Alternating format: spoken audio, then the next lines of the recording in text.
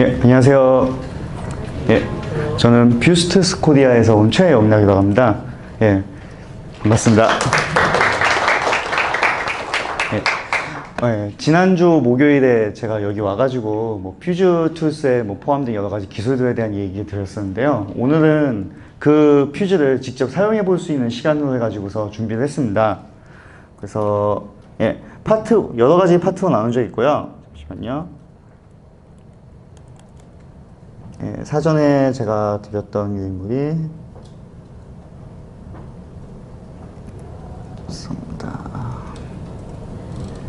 다음과 같이 안내를 드렸었어요. 그래서 퓨즈 스튜디오 설명과 퓨즈를 활용한 레이아웃 애니메이션 구현, 그리고 자바스크립트 로직 추가 인티그레이션 활용해서 세 가지 파트로 나눠질 거고요. 첫 번째 파트는 이제 제가 그냥 퓨즈에 대한 전반적인 설명과 스튜디오에 대한 기본적인 어떤 메뉴 등 해서 설명을 제가 드리고요.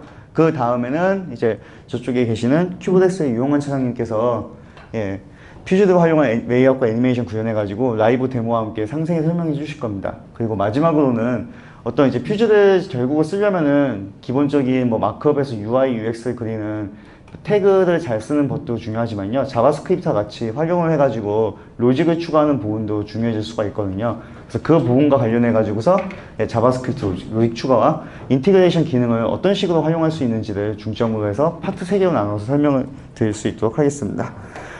그래서 퓨즈 사전 설치가 필요한데 혹시나 퓨즈 설치가 잘 안 되시는 분 계신가요? 한 분. 그럼 다른 분은 다 설치해 오신 건가요? 설치 안 되신 분. 두 분을 제외하고는 우선 진행하고요. 안 되시는 분은 이따가 뭐 제가 확인하는지 등 해가지고서요. 왜 안 되는지 이유를 파악해서 진행할 수 있도록 그렇게 진행하겠습니다.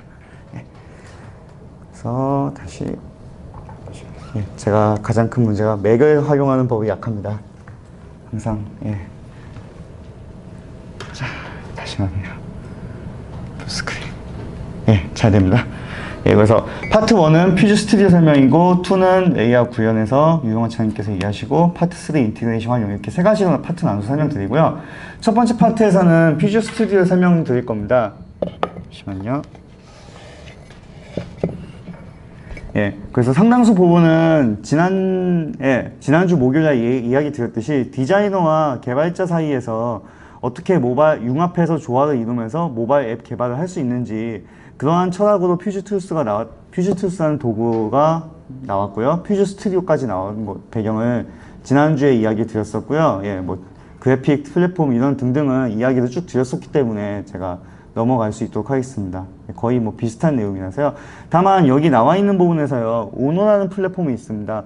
오노라는 플랫폼은요. 예를 들면 뭐 블루투스 연동이라든가 그런 기능은 사실상 모든 크로스 플랫폼 툴이 뭐 퓨즈뿐만 아니라 한계가 있을 수도 있어요. 이제 그런 거 같은 경우 이제 어떤 식으로 기존의 네이티브 코드를 잘 가져와서 쓸 수 있느냐, 하드웨어에 디펜던트한 부분을 그 부분과 관련해서 퓨즈에서는요. 기존 라이브러리를 다 가져와서 쓸 수가 있는데 다만 이제 이런 기존 라이브를 갖다 쓸 때 그 인터페이싱을 어떻게 하느냐가 중요할 수가 있거든요. 그래서 이제 그 인터페이싱을 하는 문법이 C샵과 매우 유사한 문법으로 해가지고서 기존 라이브러리를 다 호출해서 원하시는 기능을 사용하실 수가 있습니다. 그래서 기본적으로 뭐 퓨즈에서 크로스 플랫폼을 개발해서 UI, UX를 디자인하고 간단한 로직을 작성하는 부분은 이 우노라는 플랫폼과 전혀 무관한 부분인데요. 이제 프로그래밍을 하다가 실제 짜다가 뭔가 하드웨어에 디펜던트한 뭐 블루투스를 스캔하고 장치를 가져오고 하는 등등에 대한 부분을 구현하실 때는 이 우노에 대한 부분도 필요할 것 같습니다. 이 부분에 대해서는 오늘 메인 주제로 해서 언급할 부분은 아니고요. 나중에 필요하신 분 있으시면 수요 조사 등 해가지고서 이 부분을 나중에 설명드릴 수 있도록 그렇게 진행을 하고자 합니다.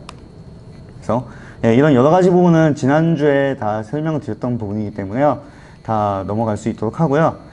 퓨즈 스튜디오 사용하기로 가겠습니다. 그래서 우선은 제가 퓨즈 스튜디오라는 게 기본적으로 어떤 화면으로 구성되어 있는지 등등을 설명하기 위해서요. 퓨즈 스튜디오를 실행하는 방법은 우선 맥 같은 경우는 이렇게 파인더에서 응용 프로그램을 가셔가지고서 퓨즈를 선택하시면 되고요. 윈도우 같은 경우는 왼쪽 밑에 시작 버튼을 클릭하신 다음에 설치한 퓨즈를 찾으시면 될 것 같습니다. 기본적으로 퓨즈를 처음 실행하시면은 다음과 같이 퓨즈 스튜디오라고 나오시는 분은 로그인을 하신 분이고요. 그렇지 않으신 분은 여기서 이걸 클릭하셔서 로그인을 하셔야 됩니다. 그래서 로그인은 기존에 퓨스트스.com에서 다운로드 받으실 때 가입을 하신 계정으로 해서 로그인 하시면 되고요. 퓨즈 프로페셔널로 아마 기본적으로 나올 겁니다. 그렇게 하시면은 다음과 같은 이제 화면이 나오게 되고요. 뉴 퓨즈 프로젝트 같은 경우는 새 퓨즈 프로젝트를 이제 추가하는데 아무것도 없는 빈 앱에서 시작하는 거고요. 근데 이제 퓨즈를 처음 시작하시는 분을 대상으로 했을 때 기존의 어떤 샘플이나 간단하게 설명을 해야 될 필요가 있기 때문에 그런 부분에 대해서는 New Example 프로젝트로 클릭해서 이제 시작을 하게 됩니다. 그래서 우선은 제가 퓨즈 스튜디오에 대한 여러 가지 기능을 설명하기 위해서요. New Example 프로젝트로 해가지고서 한번 설명을 드릴 수 있도록 하겠습니다. 그래서 New Example 프로젝트로 해서 하나 더블 클릭하시면요. 프로젝트 이름을 이렇게 묻습니다. 그래서 이름은 편하신 대로 뭐 저 같은 경우는 뭐 이제 뭐 네이버 HO 핸즈온 랩 해가지고 HOL로 해가지고서 이름을 지정하도록 하겠습니다. 로케이션은 프로젝트 파일이 저장되는 경로고요. 프로젝트 파일은 기본적으로 이제 탐색기에서 보시면은 제가 여기서 퓨즈라는 거 선택하고요. 뭐 아무거나 샘플 프로젝트로 가보겠습니다. 기본적으로는요, 이제 여기 잘 보이시죠? 그래서 확장자가 .unoprij라고 하는 이 기본적인 파일이 있고요. 이 파일은 어떻게 보면 여러 가지 파일들에 대해서 다 설명을 해놓는 프로젝트 설명 파일이 되고요. 굉장히 간단하게 구성되어 있고, 실제로 이제 여기서 여러분들이 UI, UX를 추가하시게 되면요. .ux라는 파일로 해가지고 쭉쭉 추가가 됩니다. 그래서 이게 뭐 화면 단위로 구성하실 수도 있고, 뭐 원하시는 UI 컴포넌트 등 해가지고 따로따로 구분해서 추가하실 수도 있고요. 그래서 기본적으로 여기 이름을 적으시면요. 프로젝트 폴더를 다음과 같이 app 등 해가지고 하나 만들게 되고요. 그 안에 이 이름과 같은 파일명과 확장자가 .unoprij라는 확장자로 해서 추가가 됩니다. 그렇게 해서 한번 생성을 해보겠습니다. 생성을 하시면요. 그리고 mainview.ux라는 파일이 반드시 추가가 되고요. mainview.ux는 어떤 UI, UX가 시작되는 기본 파일로 인식하면 될 것 같습니다. 잠시만요.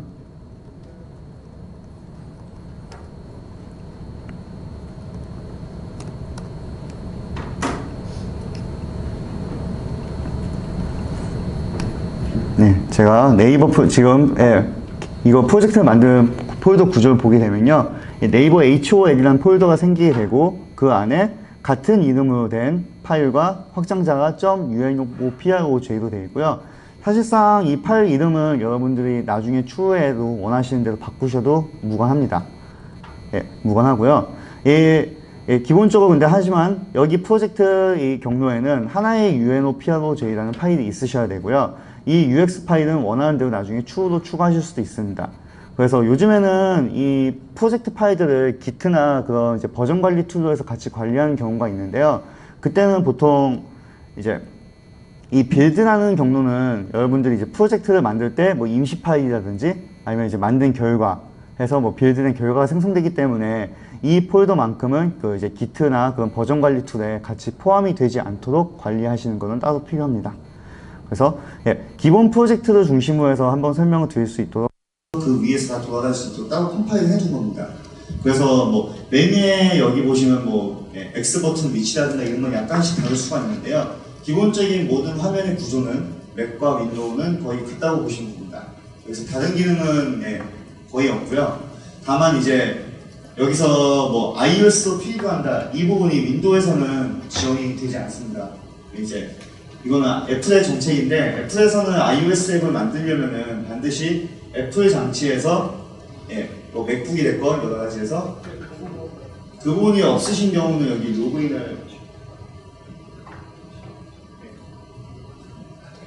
로그인을 안 하신 경우거든요. 그래서 이쪽에서 계정을 클릭하신 다음에 로그인 하셨어요? 한번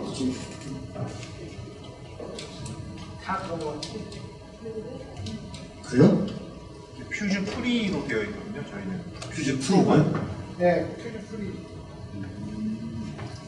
그러면은 일단 한번 확인해 주시겠어요? 제가 조금 있다가 퓨즈 프로 바로 쓰실 수 있도록 진행을 하도록 하겠습니다.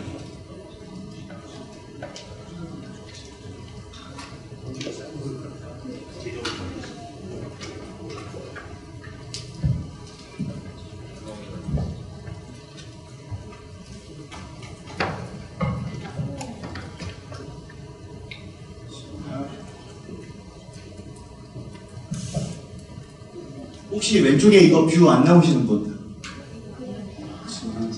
혹시 그 전에 퓨즈를 쓰셨었죠?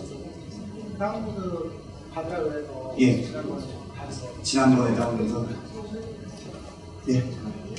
오늘 설치하셨는데 그 부분 제가 이따가 확인해 볼 수 있도록 하겠습니다. 나와야 정상인데 트라이얼을 신청하면 되기는 트라이얼을 예. 우측 하단에 보면 고프로라고 떠있는 조그만 팝업이 있는데 그거 눌러서 그냥 트라이얼 신청하면 계정이 변경돼서 되게 감사합니다. 네. 여기서 보시면요. 네.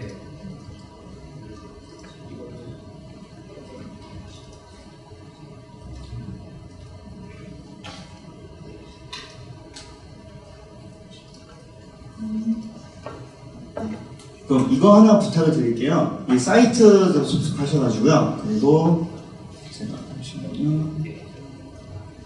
오늘 교육하는 여러 가지 정보들은요, 필요한 어떤 제가 추가로 노트할 부분이 있으면요, 이 URL로 해가지고 다 밑에 남겨둘 수 있도록 하겠습니다. 예. 그래서 잠시만요.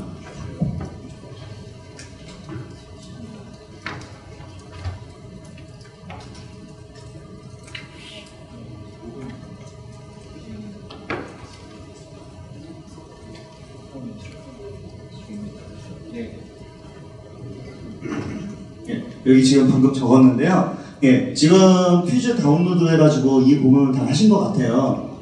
아마 이게 저도 중간에 절차가 바뀐 것 같은데요. 이 사이트에서 퓨즈투스닷컴에서 트라이얼로 하시면은 트라이얼 사이트로 가실 수가 있습니다.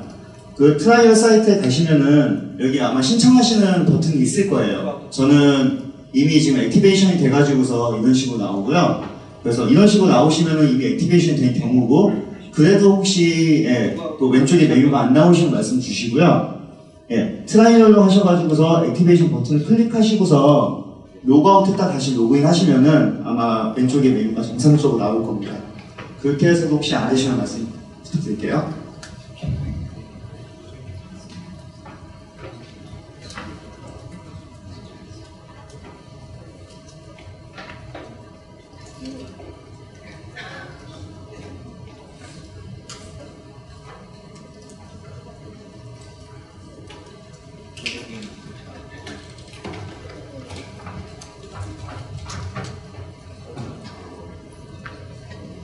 여기 밑부분 보시면은 오늘 설명한 뭐 가이드 슬라이드라든지 아니면 뭐 설치 가이드 등등에 대한 여러 가지 자료를 지금 다 링크를 공유한 상태고요.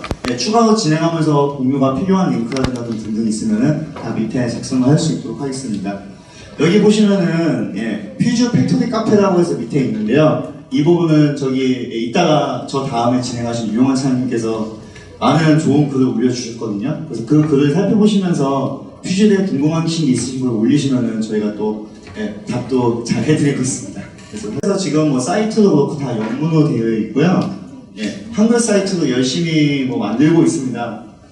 근데 아직까지는 뭐 퓨즈 문서라든가 그런 게 한글화가 되어 있지 않기 때문에 기존의 퓨즈 커뮤니티에서 원광민 씨라고 해가지고 굉장히 활동을 활발하셨고 지금도 활발하게 해주신 분이 계시는데요. 그분께서 이제 번역을 튜토리얼과 관련된 번역을 다 해주셨습니다. 그래서 필요하시면 그 부분도 나중에 살펴보시면 될 것 같고요. 그러면 지금 프로젝트는요, 퓨즈를 처음에 로그인하셔서 실행하신 다음에 파이더스 뉴 한 다음에 뉴 이그젠플 프로젝트 해가지고 생성한 부분입니다. 요 화면에 대해서 설명을 드리고자 하는데요. 우선은 퓨즈 구성 요소가 다음과 같이 몇 가지들이 있는데요. 처음에 이쪽 부분은 윈도우에서는 이쪽 부분이 나오고요. 맥에서는 가운데 부분이 나옵니다. 생성한 프로젝트에서 UNO 프로젝트 해가지고서 요 파일이 프로젝트를 관리하는 메인 파일이기 때문에요. 요 파일이 표시가 되고요. 요 부분은 이제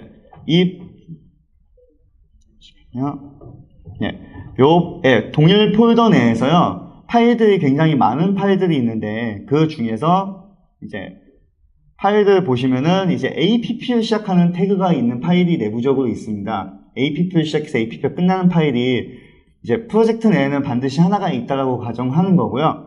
요 파일을 기준으로 해서 메인으로 렌더링을 해가지고서 여기 있는 XML 태그의 구조를 싹 보여주고 있습니다. 요 부분이 기본적으로 나타나는 거고요. 그래서 이쪽은 저희가 퓨즈에서 얘기할 때는 계층 구조 뷰라고 하고 있습니다. 예, 응용 프로그램, 퓨즈 프로그램이 실행되는 어플리케이션을 기준으로 해가지고 어떤 태그가 계층으로 구조화되어 있는지 구조를 보여주는 뷰 화면이고요. 이제 이쪽 밑에 같은 경우는요, 클래스라고 해가지고서 뒤에서 이따가 얘기 드릴 건데요. 지금 소스를 기준으로 했을 때 여기부터 여기까지는요, 하나의 XML 태그로 해가지고 쭉 이제 계층을 페이지로 시작해서 페이지로 끝나는 태그를 정의를 해 두었는데요. 여기 가만히 살펴보면은 UX 클래스라고 해서 정의를 해 두었습니다. 요 부분은 요게 정의가 되면 약간 특이한 태그가 되는데요. 그러면 요 부분은 화면에 렌더링이 되는 부분으로 간주를 하지 않아요. 대신에 클래스라고 해가지고서 보통은 프로그래밍을 할 때 자주 사용되는 여러 가지 글들을 속성이나 어떤 기능들을 묶어놓고서 하나로 객체라는 걸로 해서 정의해서 하나로 묶어놓고요. 그거를 필요하면은 여러 개를 반복해서 사용할 수 있도록 합니다. 그래서 지금 같은 경우는 요 화면은 가운데 화면이 이제 프리뷰에서 보이는 화면이거든요. 지금 마우스 이렇게 이동하시면은 하나, 둘, 세 개의 화면이 있는 걸 보실 수가 있습니다. 지금 근데 이 세 개의 화면이 어떤 식으로 구현되나 보면요. 지금 세 개의 화면을 보면은 모든 페이지에 다 위쪽에 제목이 있고 어떤 내용이 있죠. 그쵸? 제목이 있고 내용이 있고 역시 제목이 있고 내용이 있고 제목이 있고 내용이 있고 그래서 이 세 개를요. 여기 보시면 왼쪽에 페이지 위드 타이틀이라는 클래스로 만들어 두고서요. 요거를 드래그 앤 드롭식으로 해가지고 하나를 옮겨가지고서 세 개의 페이지를 지금 정의를 해 둔 겁니다. 근데 퓨즈에서는 이 페이지를 가지고서 페이지는 하나로 하나씩 화면에 보이는 것을 페이지 단위로 정의를 하는데요. 그 페이지를 담는 페이지 컨트롤이라고 하는 이제 어떤 객체가 있습니다. XML 태그가. 그걸 통해 가지고서 지금 하나, 둘, 세 개의 페이지를 담은 겁니다. 그래서 다시 정리를 하면요. 여기 내부적으로 소스에서 보면은 실제로 여기서 클래스라고 해서 페이지 위드 타이틀로 해서 따로 정의해둔 부분이 있는데요. 요 UX 클래스라고 해서 클래스로 정의된 부분은 화면상에서 보이지는 않는 부분이고요. 여기에 클래스로 따로 정의를 해놓고 필요하면은 여러 개로 반복해서 사용할 수 있다라고 보시면 될 것 같고요. 그래서 지금 여기서 나와 있는 부분 같은 경우도 계층 구조 뷰에선 보입니다만은 가로하고서 바로 페이지로 되어 있습니다. 이 부분은 화면상에서 디스플레이를 이렇게 프리뷰 모드에서 실제 앱으로 렌더링이 되는 부분이 아니라 이런 클래스가 있다라고 해서 정의를 하는 부분이고요. 이런 부분은 실제로는 페이지 컨트롤이 있고 그 가운데서는 페이지 위드 타이틀이라는 XML 태그 요 이름으로 정의를 해가지고 요 태그를 하나의 XML 태그처럼 따로 정의해서 사용하는 식으로 해서 하나, 둘, 세 개의 페이지를 이렇게 만들었다고 보시면 될 것 같습니다. 그래서 다음과 같이 지금 이 계층의 구조를 볼 수 있는 계층 구조 뷰가 있고요. 이 클래스가 뭐가 있는지를 볼 수 있는 사용자 정의 클래스 뷰가 있습니다. 그리고 이 가운데는요, 도구 상자라고 해가지고서 우리가 뭐 포토샵이나 뭐 아니면 비주얼 스튜디오나 뭐 여러 가지 툴에서 뭐 사각형이라든지 기본적인 여러 가지 요소들을 직접 그릴 수가 있잖아요. 그런 요소들을 볼 수 있는 부분이 이 툴박스가 되겠습니다. 그래서 요 모든 부분은 여기 모든 부분은 여기 제가 지금 슬라이드에 정리를 해 두었는데요. 이렇게 툴팁으로 되시면은 툴팁의 패널이라고 나오고 툴팁으로 해서 뭐 이제 여러 스택 패널 등이 나오고 이게 등등이 나와 있습니다. 여기 있는 부분이 기본적으로 퓨즈에서 화면 위에 어떤 렌더링을 할 때 필요한 기본적인 레이아웃 계층이라든지 기본적인 도형, 사각형 원과 같은 기본적인 도형들에 대한 어떤 XML 태그가 정의가 되어 있습니다.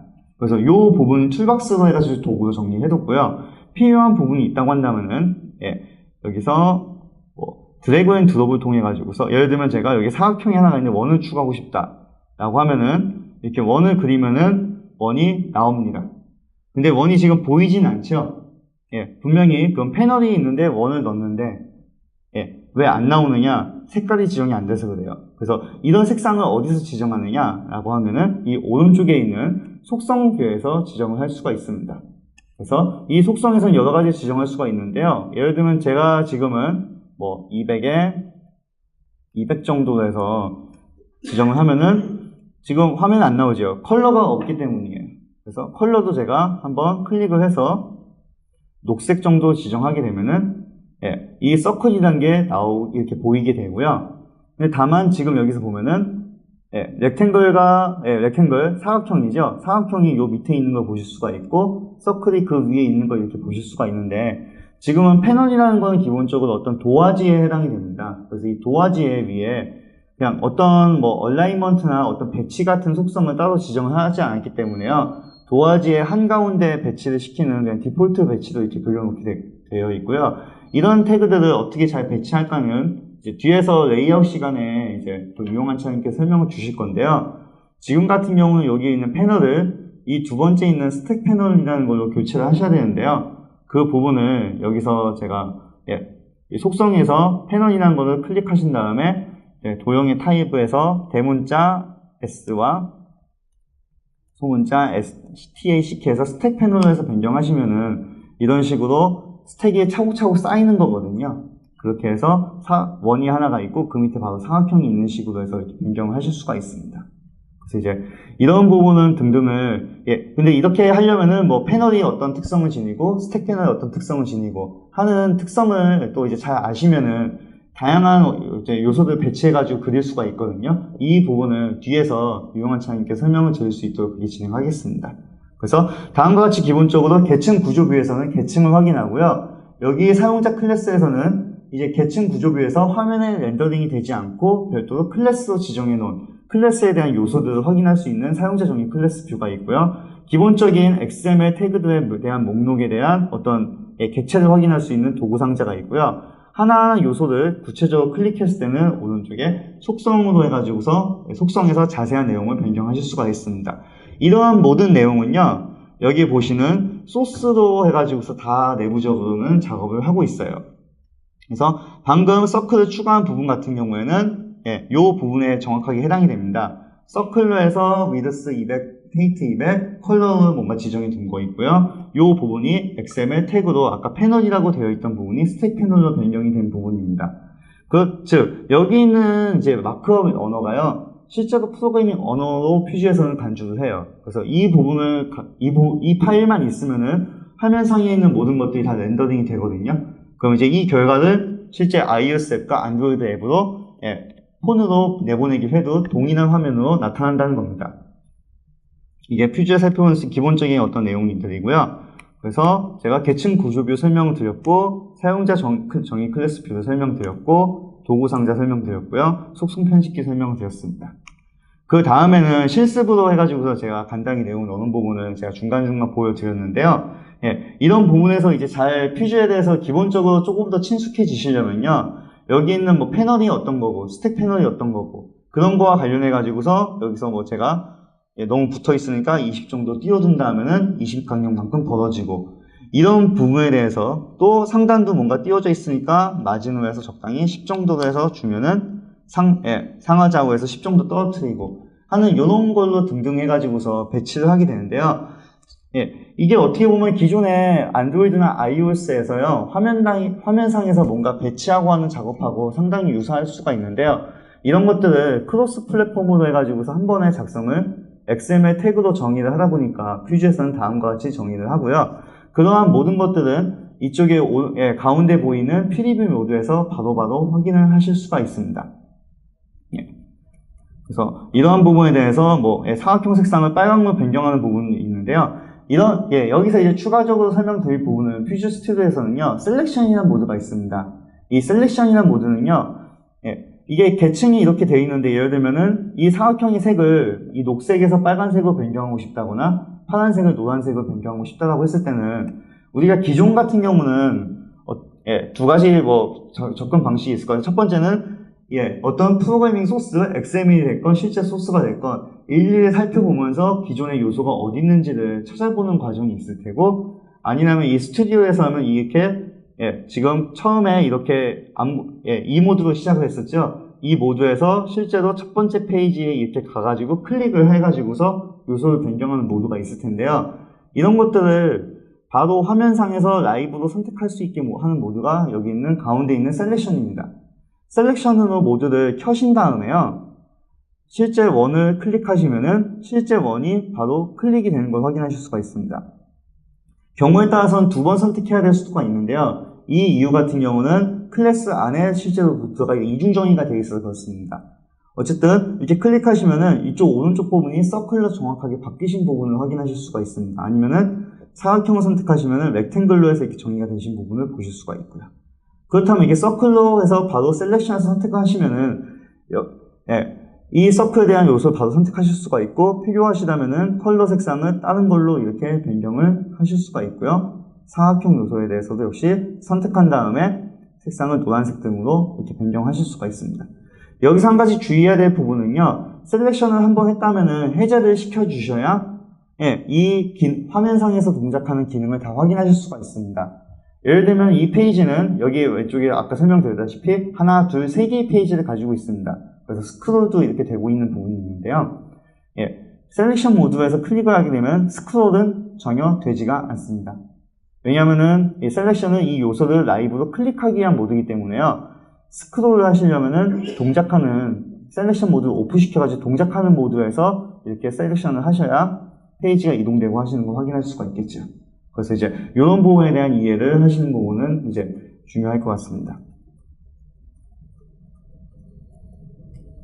그래서 이런 여러 가지들을 간단하게 실습하는 내용으로 해가지고 뭐 라이브 데모로 해서 제가 간단하게 보여드렸고요. 여러 가지 메뉴를 살펴볼 텐데요. 그 다음에는 뭐 파일에 있는 New와 오픈 같은 경우는 굉장히 뭐 어려운 내용은 아니고요.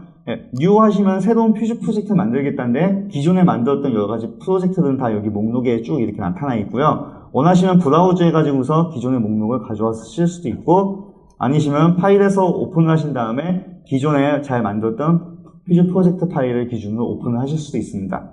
그런 부분이 있고요. 편집에서는 여러 가지 기능들이 있는데, 여러 가지 심볼을 넣는다거나, 컨트롤 C, 컨트롤 V를 한다거나 하는 기본적인 편집에 대한 요소고요. 한 가지 특이한 점 같은 경우는, 이제, 퓨즈를 보통 설치하실 때 설치가, 설치를 다 했는지 안 했는지 체크하는 부분이 도구에서 셋업 가이드라고 하는 부분이 있습니다. 이 부분을 클릭하시면요, 다음과 같이 첫 번째, 두 번째 가지고 설치가 되어 있는지 안 되어 있는지 요소를 확인하는 부분이 있습니다. 퓨즈에서는 현재는 서브라임 텍스트와 베스트로 해서 서로 연동이 상호 연동되는 기능을 지원하고 있고요. 꼭 서브라임 텍스트가 아니더라고 하더라도 아톰 플러그인 뿐만 아니라 비주얼 스튜디오 코드라고 해가지고서 맥과 윈도우 다 있는 둘 다 그 세 가지 프로그램에 대해서 모두 상호 플러그인까지 다 제공을 하고 있습니다. 다만 이제 서브라임 텍스트만 현재 오피셜하게 지원하고 있고요. 비주얼 스튜디오 코드 같은 경우는 뭔가 오픈소스의 활성화를 위해서 그 하나의 패키지를 커뮤니티 패키지로 공개를 해놓고서 오픈소스로 다 플러그인을 공개를 하였습니다. 어쨌든 그래서 서브라임 텍스트를 기준으로 해가지고서 이제 기본적인 메뉴가 나와 있는데요. 이 일레먼트 프로젝트에서 여러분들이 툴즈 셋업 가이드에서 이 두 가지 요소가 다 설치되었다는 가정하에요. 가정하에 프로젝트에서 오픈 인 서브라임이라고 하시면은 서브라임 텍스트라는 편집기가 다음과 같이 열리게 됩니다. 여기서 보시면은 여러 가지 소스를 확인하실 수가 있는데요. 퓨즈에서 확인할 수 있는 여러 가지 좋은 기능 중에 하나는, 예를 들면은 제가 페이지 위드 타이틀에서 첫 번째 서클이 있는데 이 서클이 어느 위치의 소스에서 이 서클이 그리고 있느냐를 살펴보실 수가 있어요. 그래서 마우스 오른쪽 버튼을 눌러서 로케이팅 에디터라고 하시면요, 서브라임 편집기에서 로케이팅 에디터 자동으로 찾아가게 되는데, 다만 이제 저 같은 경우 가끔 뭔가 잘 안 찾아가지는 경우가 있긴 하더라고요. 그래서 여기서 로케이팅 에디터 하시면은 저는 가끔 이상하게 오류가 생겨요. 베스트 하면 여기 서클로 반드시 찾아가야 되고요. 이 부분이 저는 아톰 편집기에서도 잘 동작을 똑같이 하고 있습니다. 그래서 잠시만요. 저는 모르겠어요. 서브라임 편집기도 좋아하긴 하고요. 아톰 편집기도 역시 좋아하고 하는데요. 필요하면은 뭐 여러 가지 프로젝트 여기서 하곤 하는데, 여기서 예를 들면 퓨즈를 들어가서 지금 방금 생성한 프로젝트를 잠시만요. 파일에서 오픈해서 가끔 잘 안 나오더라고요. 보통은 프로젝트 전체를 오픈을 이렇게 하면요, 다음과 같이 프로젝트 파일 등등이 나오게 되고요. 여러 가지 뭐 재밌는 저도 콤보 등 여러 가지 달아가지고요. 여기서 잠시만요. 로케이팅 에디터 하시면은 예, 이상하게 오늘은 잘 안 되네요. 어제까지는 됐었는데 예, 이 서클 아마 기본은 찾아가도 기능이 되어 있고요. 안 된다면은 뭐 버그이기 때문에 바로 신고해서 주시면은 또 수정할 수 있도록 하겠습니다. 저도 본사는 오늘 얘기를 해봐야 될 것 같습니다. 아무튼 여기서 로케이팅 에디터 하시면요, 서브라인 편집기가 됐건 아톰이 됐건 이쪽 위치로 이동할 수 있게 되는 그런 내용이 가지고 있고요. 그래서 잠시만요. 이게 이렇게 해야 되나? 안 되지 않았었는데 이상하네요. 오늘따라. 예. 오늘은 잘 안 되는 것 같습니다. 죄송합니다. 예. 아무튼 이렇게 해서 실제로 에디터로 이렇게 위치를 이동할 수 있는 기능이 있어요. 그래서 이 기능을 통해 가지고서요, 어떤 위치에 소스 코드에 어떤 위치에 있는지를 바로바로 확인할 수가 있어가지고 디자인 하시는 분들은 퓨즈 스튜디오를 통해서 어떤 위치에 있다는 걸 집중하시고, 개발자분하고 이제 소통을 하실 때, 이 위치에 있구나 해가지고서 개발자와 같이 태그를 살펴볼 수 있도록 하는 그런 기능을 담으려고 그렇게 노력을 했습니다. 퓨즈에서는. 그래서 이제 프로젝트에서 있는 기능은 실제로 프로젝트 폴더를 뭐 탐색기 등으로 연다든지, 아니면은 뭐 터미널을 열어가지고 필요하면은 명령으로 해가지고 뭔가 작업을 해야 될 수도 있거든요. 이 명령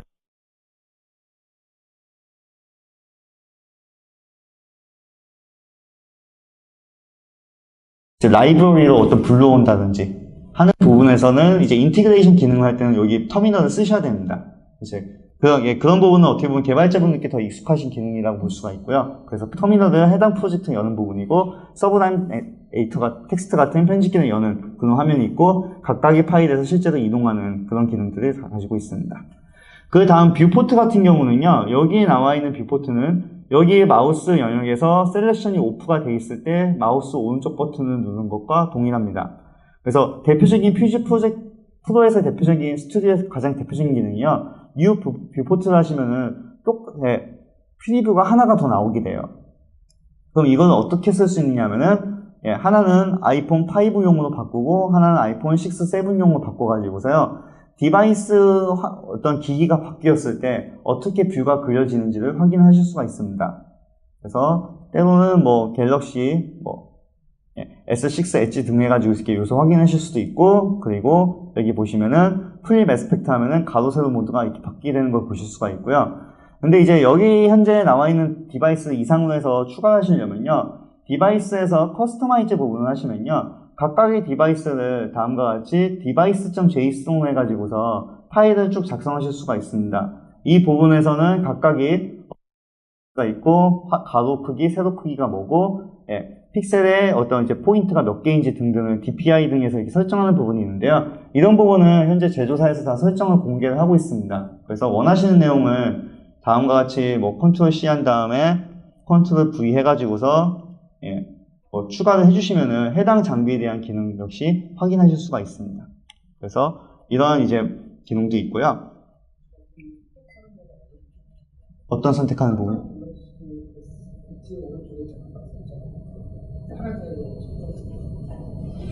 여기하고 체크를 할 수 있는. 잠시만요.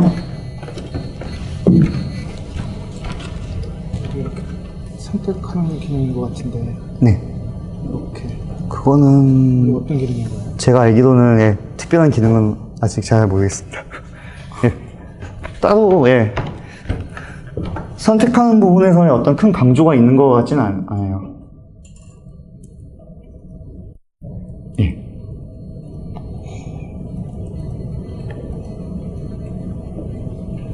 이게 아마 셀렉션 보드 같은 거 할 때 여기서 뭐 현재 그냥 액티브한 어떤 뷰도 제가 선택할 수 있는 걸로 알고 있거든요. 그러니까 현재 뭐 클릭을 한 그 이상으로 선택을 해가지고 뭔가 큰 의미는 제가 아직까지는 없는 걸로 그렇게 알고 있습니다. 그래서 뷰포트에 그런 기능이 있고요. 그 다음에 이제 여기 보시면은 고100이라고 해서 이 B가 있는데요. 이 부분 같은 경우는요, 이제 안드로이드 장비를 기준으로 했을 때 백 버튼을 클릭했다는 그런 내용이 됩니다. 그래서 지금 여기 샘플에서는 따로 있는 부분은 아닌데요. 안드로이드에서 구현할 때는 이제 디바이스 테스트 하실 때 백 버튼 눌러가지고 이렇게 테스트를 하시기도 하잖아요. 그거 하실 때는 여기서 고100으로 선택하시거나 아니면은 맥에서는 윈도우 키와 B 키, 아마 윈도우에서는 Alt나 컨트롤 한 다음에 B를 누르시면은 백으로 가는 걸로 알고 있습니다. 그래서 이제 그 부분을 해가지고 백 버튼에 대해서 테스트 하실 때는 그 부분을 참고하시면 될 것 같습니다. 그 다음 프리뷰 같은 경우는 안드로이드 프리뷰와 iOS 프리뷰에서 여러 가지 기능이 있는데요. 이 프리뷰 같은 경우는 이제 지금 퓨즈에서 빌드할 때는 프리뷰와 익스포트 두 가지가 있습니다. 프리뷰 같은 경우는요, 라이브로 뭔가 내용을 바꿨을 때 그 부분까지도 바로바로 확인할 수 있도록 하는 기능까지 들어가 있어요.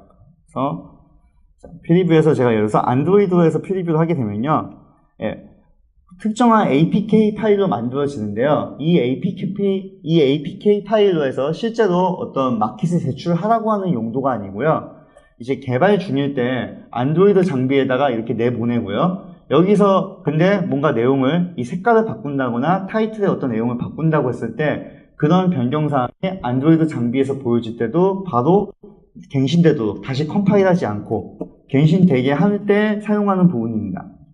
다만 iOS도 역시 가능한데요. iOS에서 프리뷰를 하실 때는 애플의 정책상 별도로 이제 엑스코드를 띄우게 해가지고서 거기서 작업을 해야 되는 부분이 있기 때문에 프리뷰 온 iOS를 하면 엑스코드 프로젝트가 화면에 나오게 될 겁니다.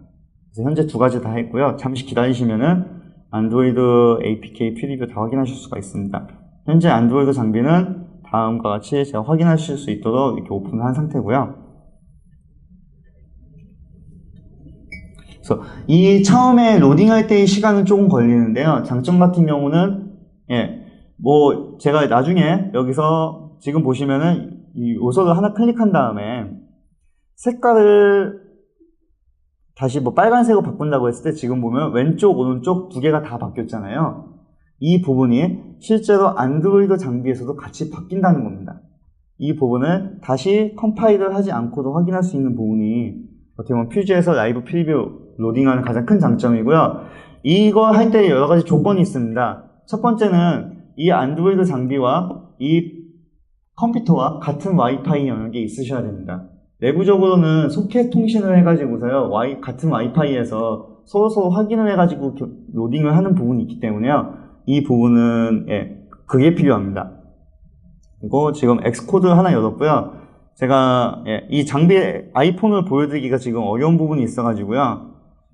제가 프리뷰 프로그램을 사면 되는데, 아직 구입을 못해서, 지금 인터넷에 테러링을 하고 있는데, 그 큐타이머에서 보여드릴 수가 있는데, PC 통신이 끊기더라고요. 그러면 안드로이드가 아마 안 나올 것 같아가지고요. 지금 보시면은, 어쨌든 안드로이드에서는 다음과 같이 화면이 나온 상태고요. 앱에 실제로 이렇게 지금 떠 있는 상태입니다.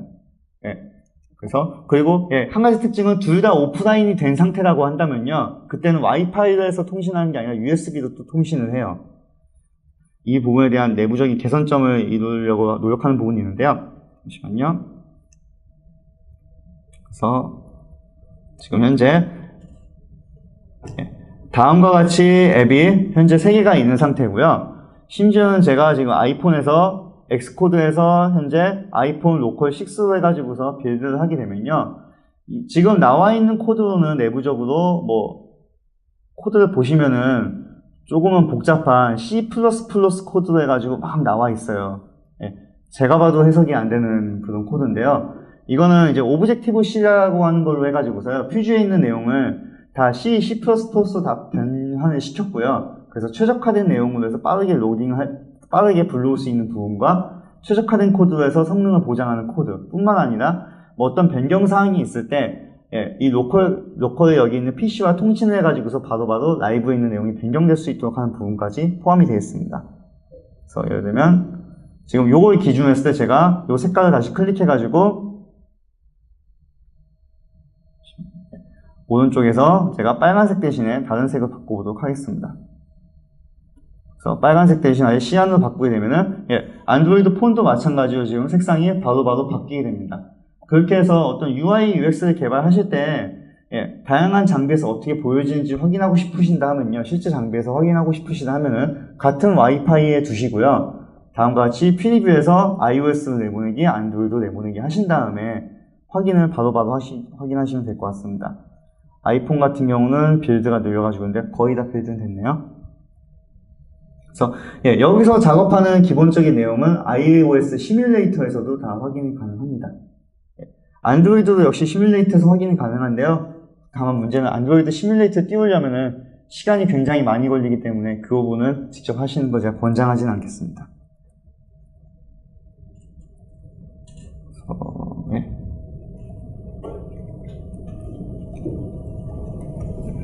네, 그래서 메뉴의 프리뷰까지 살펴봤고요. 익스포트 같은 경우는 잠시만요. 메뉴의 익스포트 같은 경우는요, 실제로 안드로이드 앱으로 내보내기, iOS로 내보내기 해가지고 마켓을 출시할 때 필요한 부분입니다. 근데 다만 이 마켓을 출시할 때는요, 추가적으로 설정하셔야 되는 몇 가지 부분이 있어가지고요, 그 부분을 미리 얘기를 드리려고 하는데요. 이 PPT의 거의 뒷장 부분에 제가 그냥 참 레퍼런스 식으로 해서 넣어 두었는데요. 뒷부분에 보시면 파트 3에 앱 패키징을 위한 추가 설정이 나가는 부분이 있습니다. 이 파일에서 다음과 같이 안드로이드 실제 마켓에 등록하실 때는요, 앱의 이름, 그리고 앱의 버전명, 패키지명, 아이콘이 조그만한 거, 중간 거, 뭐 큰 거 해가지고서 각각의 아이콘을 실제로 이렇게 지정을 하셔야 앱의 앱스토어에 등록이 가능하고요. iOS도 마찬가지로 비슷한 내용을 하셔야 되고, 뿐만 아니라 안드로이드에서는 키스토어라고 해가지고서 그 키도 같이 넣어 두셔야 그게 이제 인증이 돼가지고서 올라가는 부분이 있어요. 그래서 이 부분을 추가로 설정을 해 주셔야 되고요. 이렇게 하시면은 이 부분을, 그래서 실제로 앱을 출시하는 거는 어떻게 보면은 한번 개발자분이 손을 거쳐야 되기 때문에 그렇게 하실 때는 이게 설정이 되었다는 버전에서 기준에서 익스포트 for 안드로이드와 익스포트 for iOS 하면요, 실제로 마켓에 등록하기 바로 전인 APK 파일과 IPA 파일로 해서 딱 떨어뜨리게 됩니다. 그러면은 아이폰 앱 같은 경우는 엑스코드에서 앱 매니저에서 앱 관리자에서 해당 파일을 기준으로 해서 마켓에 업로드를 하시면 되고요. 앱스토어에. 안드로이드 같은 경우는 플레이스토어에서 해당 APK 파일을 업로드를 하시면 돼요. 거기서 필요한 메뉴고, 지금 같은 경우는 제가 데모로 보여드린 거는 프리뷰도 해가지고서 이제 시뮬레이터도 다음과 같이 잘 나오게 됐고요. 역시 iOS 시뮬레이터도 마찬가지로, 잠시만요.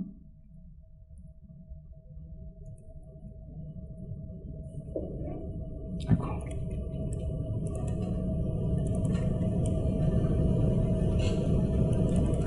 네. 화면이 슬슬 많으니까 복잡해지는데요. 아무튼 여기서 뭐 클릭을 해가지고 다른 색을 바꾼다고 하면은 시뮬레이터도 역시 마찬가지로 바로바로 바뀌는 부분을 보실 수가 있기 때문에 어떤 화면상에서 다양한 장비에서 다양한 해상도에서 어떻게 바뀌는지를 바로바로 확인하실 수가 있습니다.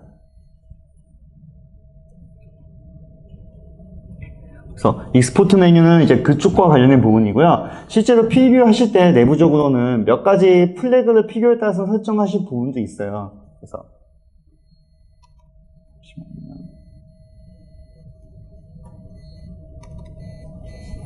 이제 그런 부분과 같은 부분은요, 여기서 보시면 이제 설명에 넣어놨습니다만은 프리뷰에서 빌드 플래그라고 해가지고서요, 어떤 이제 뭐 iOS에서 기존에 뭐 코코아 팟이라든가 여러 가지 라이브러리를 가져와서 불러와서 작업을 하시는 경우가 있을 수가 있거든요. 그래서 이게 이런 부분과 관련된 어떤 디테일한 부분에서 인티그레이션이라든지 아니면 기존 라이브를 가지고 왔을 때 우노 프로젝트와 같이 사용해서 결합했을 때 구체적인 플래그를 필요할 때 이렇게 지정을 해가지고 사용하실 수 있는 부분이 있고요.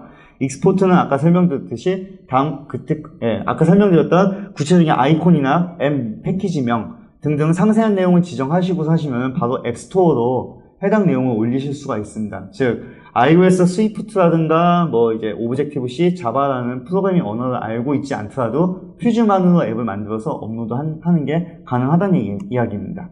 그리고 툴즈 같은 경우는 아까 이야기 드렸듯이 기본적으로 어떤 프로그램이 잘 설치가 되어 있는지 그렇지 않은지 확인하는 부분에서 체크하는 부분이고요. 윈도우 같은 경우는 우선 컴팩트 모드 같은 경우는요, 이게 퓨즈에서 다음과 같이 복잡한 기능 없이 자신은 예를 들면 태그에 굉장히 익숙하다.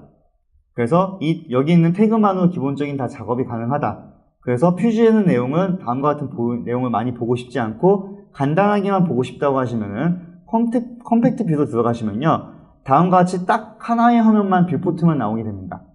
그래서 이 부분에서 필요하시면은 장치를 큰 걸로 하셔가지고서 바로바로 확인을 하시면서 코드를 작성하시면서 여기서 예를 들면은 제가 지금 서클에서 크기는 뭐 300하고 위드스와 높이를 300을 변경한 저장하면은 저장 변경된 내용이 바로바로 반영되거든요.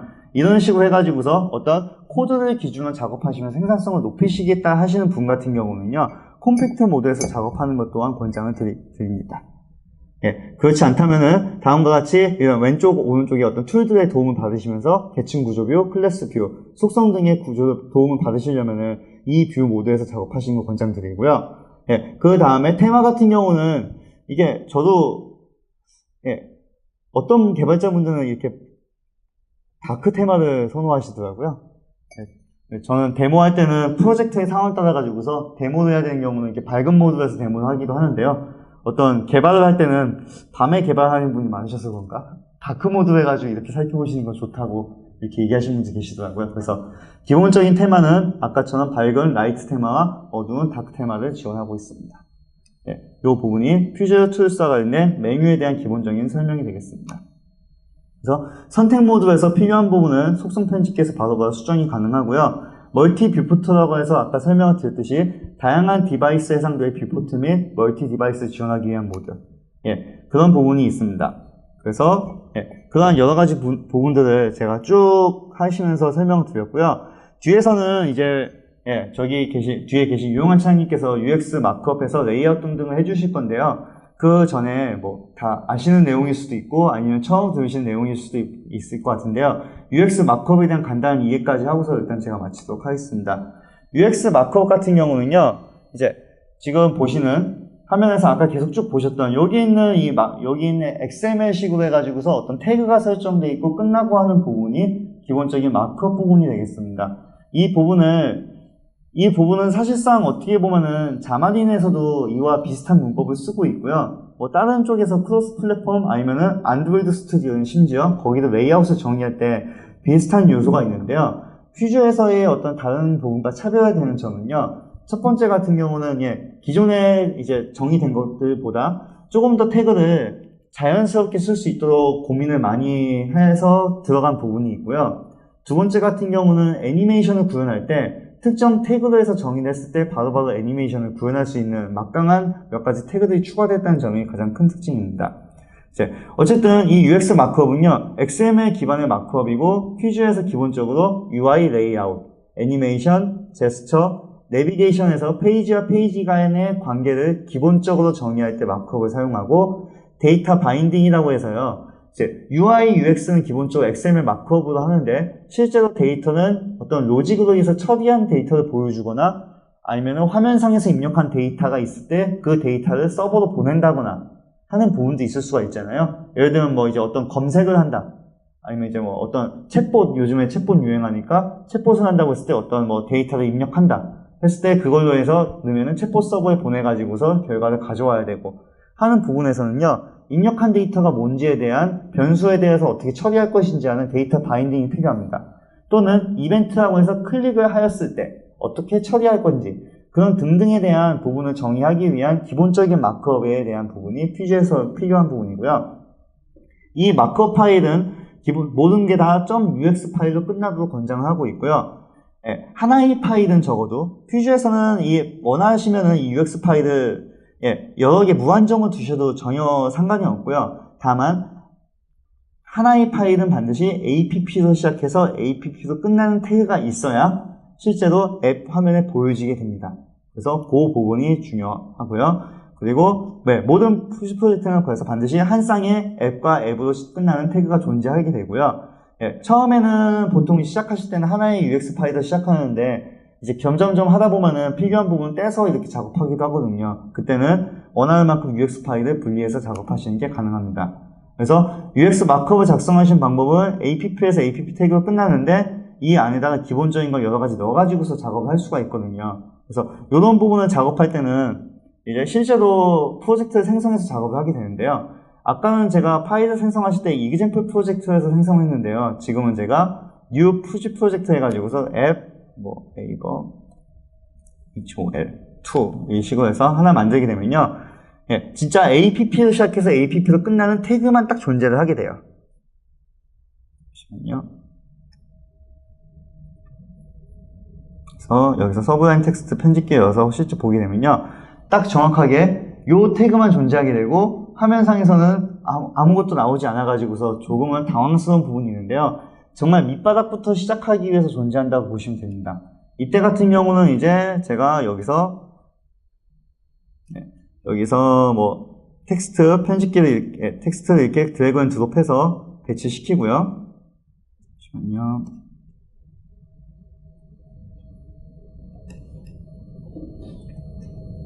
배치시키고 텍스트에서 뭐 제가 클릭을 한 다음에 텍스트 밸류에 뭐 헬로 하시면은 다음과 같이 헬로가 나오게 되겠죠. 이렇게 작성을 하시면 결과가 다음과 같이 텍스트로 이렇게 나오고요. 여기서 원하는 만큼 태그를 쭉쭉 추가를 하시면 됩니다. 이런 식으로 해서 실제로 이제 개발을 밑바닥부터 시작하실 때는 시작을 하게 되고요. 여기서 이제 여러 가지 태그를 쭉쭉 넣는다거나 등등의 내용을 추가하면서 여러 가지 내용들이 쭉 나오게 되는 거죠. 그래서 XML은 기본적으로는 AP표 시작해서 AP표 끝나는 그게 하나가 존재해야 되고요. 그 다음에는 원하는 레이아웃 아니면 원하는 태그를 이 안에 추가하는 식으로 하실 수가 있고요. 그래서 XML 태그는 다음과 같이 한 줄로 시작해가지고서 슬래시에서 닫아가지고 끝나실 수도 있고 아니면은 태그 시작해서 어떤 중간에 내용을 넣은 다음에 같은 태그로 해서 슬래시에서 끝나는 두 가지 방법이 있습니다. 그 다음 필요한 요소를 작성하실 때는 다음과 같이 속성식으로 해가지고 추가로 해서 작성하시는 방법이 있고요. 요걸 기준으로 해가지고 다양한 작업을 하게 되는데요. 자, 이 다음부터는 이제 여러 가지 중요한 요소들이 있습니다. 첫 번째는요, 레이아웃 구조인데요. 레이아웃이 왜 중요하냐면요. 여기서 작업하실 때 실제로 장비는 아이폰 6가 될 수도 있고 5가 될 수도 있고 해상도 가로 세로가 다 달라지게 돼요. 그랬을 때는요, 어떤 요소를 어떤 식으로 배치해야 될지가 필요하고요. 예를 들면 뭐 이제 텍스트 같은 경우는 항상 오른쪽에 붙어 있어서 디바이스가 커진다고 하더라도 항상 오른쪽에 붙어 있을 수 있도록 레이아웃을 설정한다거나 아니면은 버튼 같은 경우는 대충 가운데서 밑부분에 존재하면서 디바이스의 해상도가 바뀐다는 심지어 가로 세로가 바뀐다고 해도 항상 가운데 조금 밑에 둔다고 한다거나 그런 식으로 레이아웃을 잘 설정해 가지고서 작업을 하실 필요가 있습니다. 그래서 그런 부분에 대해서는 이 뒤에서 존재하는 여러 가지 레이아웃에 대한 이해해 가지고서 태그와 여러 가지 부분이 있는데요. 이 부분은 상세한 내용은 여기 자료에 다 정리를 저희가 해놨어요. 그런데 어쨌든 이 부분은 지금은 이렇게 실제 노트북도 가져오시고 바로바로 실습을 하실 수가 있는 부분이기 때문에요. 뒤에서 한 10분 정도 잠깐 쉬었다가요. 유용한 차장님께서 실제로 어떻게 레이아웃을 구성해서 하는지를 라이브로 해서 작업을 하실 수 있도록 그렇게 진행을 하도록 하겠습니다.